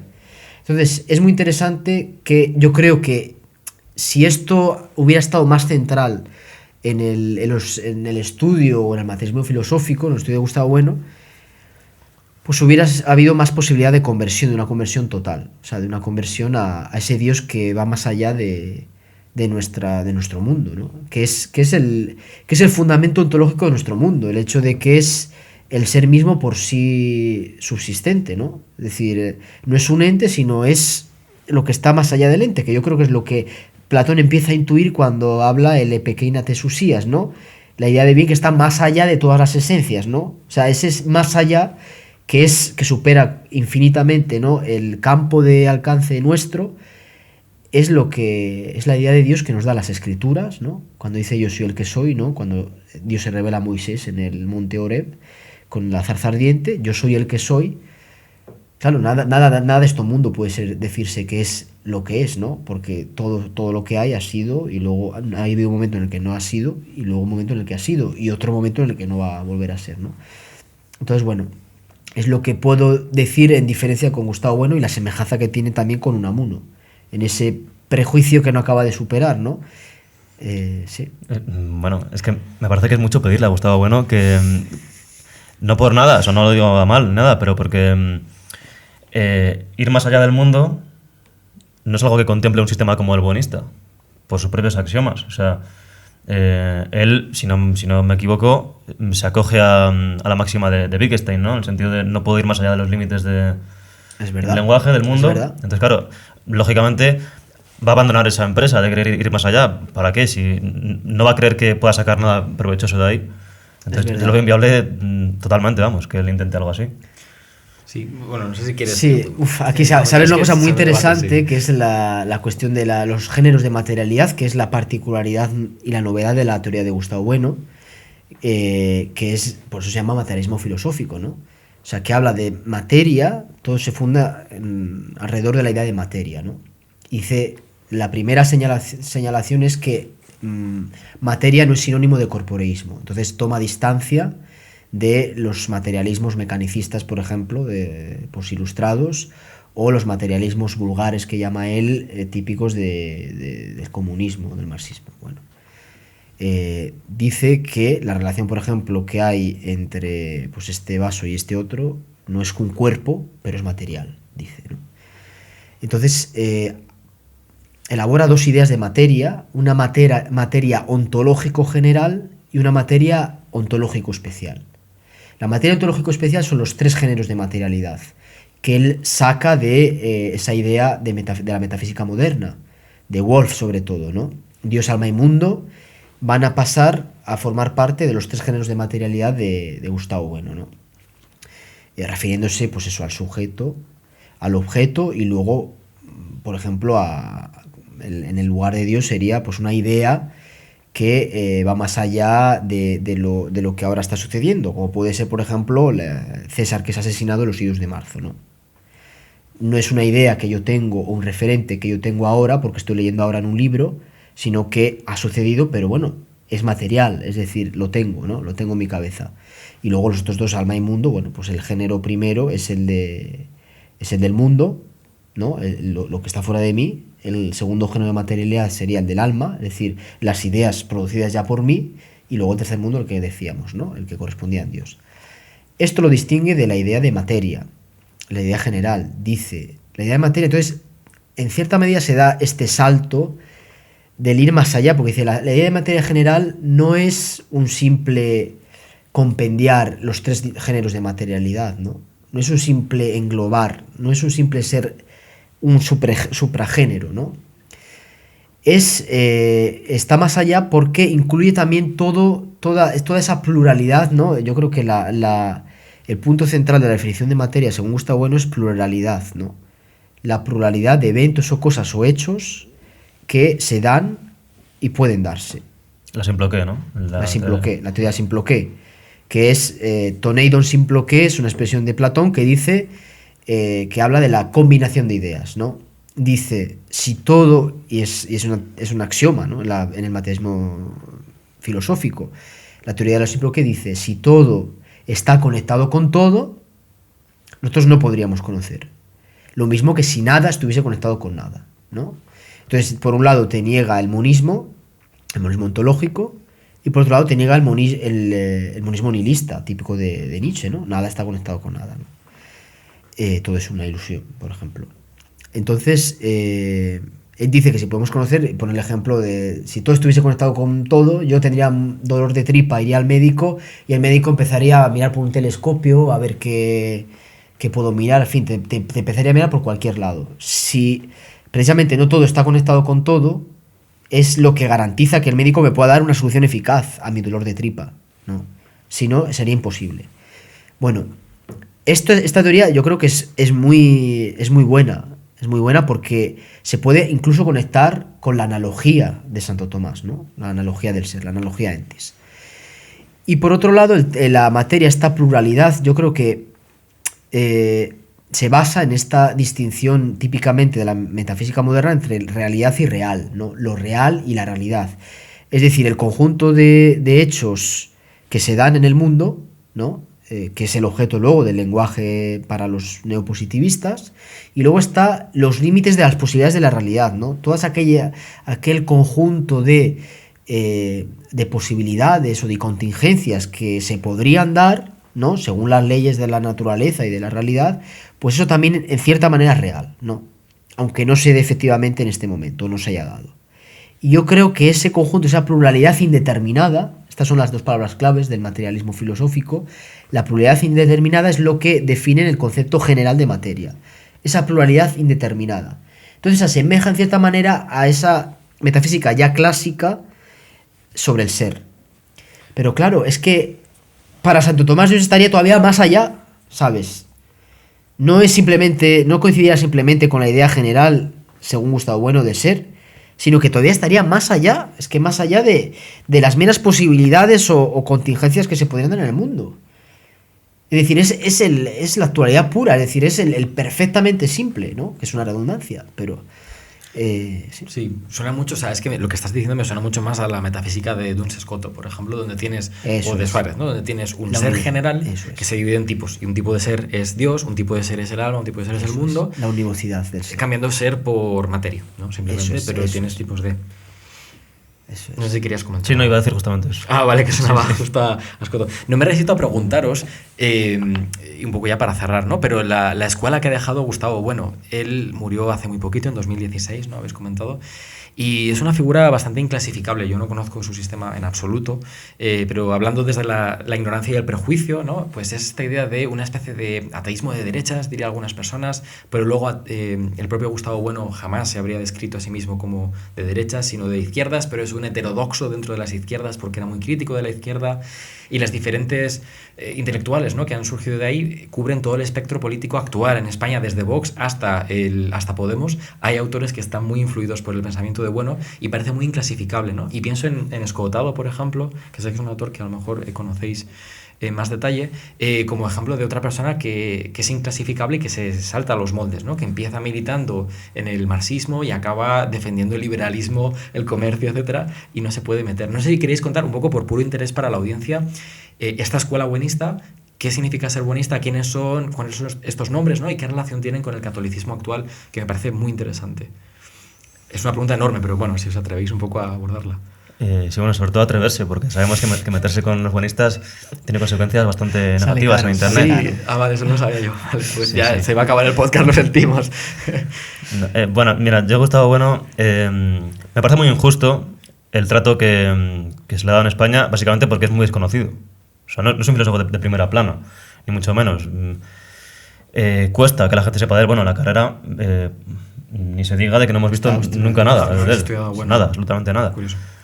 Me parece injusto el trato que recibe por parte también de la academia en general en España, pero también tengo que decir, como crítica hacia ellos, que es otra demostración más de que este ejemplo de filosofía sistemática, de tanta pulcritud axiomática, de tanto racionalismo tan depurado, no cala bien en España. Es que no cala bien, porque no interpela a la realidad vital, personal de los individuos, ¿no? Y entonces, en ese sentido, pues puedo llegar a entender por qué hay tanto abandono hacia el buenismo. Pero sí que tengo que decir también que sus discípulos ahora mismo, muchos de ellos Pues sí, están consiguiendo tener bastante influencia y bueno, mi máximo respeto por su dedicación al estudio. Claro, yo pensaba en Escotado, que le he mencionado, que es buenista, pero no tanto, ¿no? A lo mejor de manera No, más indirecta, o ni siquiera es buenista. Escotado no es buenista, ¿no? No es buenista en absoluto, vale. Bueno, Santiago Armesilla, Pedro Santiago Insúa, Armesilla. Sí, por Pedro ejemplo, yo que sé, Ernesto Castro, que fue buenista en su momento también, no sé, de cine como tal. Perdona, te he cortado, sí. Sí, no, yo creo que, bueno, yo creo que Gustavo Bueno es un fruto maduro de la filosofía española del siglo XX, que claro, tiene que descubrirse, ¿no? Como la mayoría de los filósofos y autores que se descubren después de su muerte, ¿no? Y volviendo siempre al gran Santo Tomás, es un claro ejemplo, ¿no? Santo Tomás se le descubre y se le valoriza después de su muerte, gracias a que otros, pues, habiendo entendido su valor, el valor de su filosofía, han luchado para que tenga lugar en el ámbito académico, ¿no? Entonces yo creo que este paso tiene todavía que hacerse con Gustavo Bueno. Yo creo que lo están haciendo muy bien algunos, como Ernesto Castro, por ejemplo, que, en fin, que se declara buenista y además es profesor universitario, tiene mucho material en YouTube. Pero ya no lo es, ¿no? Entiendo. No porque ha fundado su sistema propio. Vale, claro, Claro. lo he superado. Vale, okay. ¿Ves? Pero ya esta sublimación, digamos, de su carrera académica, pues ya le conecta en cierta parte como con Gustavo Bueno, como en cierta medida un continuador, ¿no? O un imitador, ¿no? Y lo que pasa es que, claro, yo me gusta distinguir entre Gustavo Bueno y los buenistas, ¿no? Porque a mí Gustavo Bueno me parecía, o sea, cuando lo oigo, sobre todo en televisión, ¿no? Él era muy platónico en ese sentido de bajar a la caverna, ¿no? Entonces iba pues a Gran Hermano, iba La caverna. a la caverna, iba a Telecinco, ya con decir Telecinco ya estamos hablando de caverna.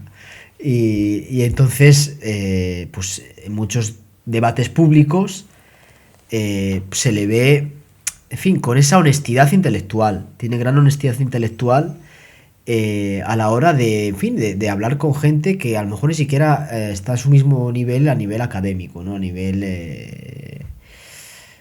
sí, a nivel de ideas, ¿no? Pero bueno, él se esfuerza por hacerlo asequible, para decir, bueno, vamos a hablar de los conceptos que estamos hablando, ¿no? Y hablamos, bueno, si estamos hablando del concepto de fama, tengo en mente pues un debate televisivo en el que se habla de la fama, la buena y la mala fama, ¿no? Y él lanza, pues eso, una definición de lo que es fama, para poder hablar con claridad, etcétera, ¿no? Entonces, esa presencia suya en los medios de comunicación, en plena coherencia con su sistema filosófico, es algo que tiene que pasar tiempo para que se le dé valor, porque a lo mejor en los años 80 o 90, cuando aparecía en las cadenas de televisión, pues bueno, se le veía, bueno, pues un filósofo que está pirado y viene aquí a decir cuatro chorradas, ¿no? Pero claro, de hecho, hasta los títulos variaban, ¿no? Cuando pedían un título para poner en la tele, ¿no? Para definir cuál era su profesión, pues decía, yo es que soy filósofo y punto, ¿no? Decía yo, y a veces le ponían filósofo estoico, a veces filósofo, en fin. Porque él dice que todo el mundo hace filosofía, ¿no? Dice, bueno, luego habrá que hablar de filosofía buena y filosofía menos buena. Y entonces, el hecho ese de que aparezca en la tele y tan presente, ¿no? en estos ámbitos, como la gente no tiene el retroescena, ¿no? de su filosofía, ¿no? de su sistema filosófico, de su escuela, pues yo creo que no se le consigue todavía valorar lo suficiente, ¿no? En cambio, yo creo que ahora es el momento un poco en el que se puede conocer bien y poner juntos estos dos aspectos, estas dos facetas, también con su escuela, con el debate que ha abierto. Ya mismamente decíais que la política, muchos se dicen inspirados por él, ¿no? Entonces, bueno, estas cosas ayudan a entender bien cuál es su papel. Y yo, que estudiándole he sido crítico, porque mi segundo TFG era sobre... porque luego hice un año de filosofía integrativa con Santo Tomás, con el consecuente TFG, pues el título era la antropología en el materialismo filosófico de Gustavo Bueno, una visión crítica desde el tomismo, ¿no?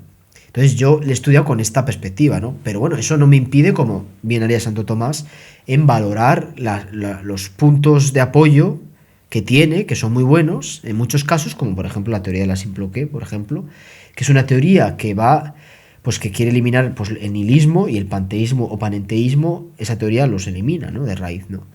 Y muchas otras cosas, ¿no?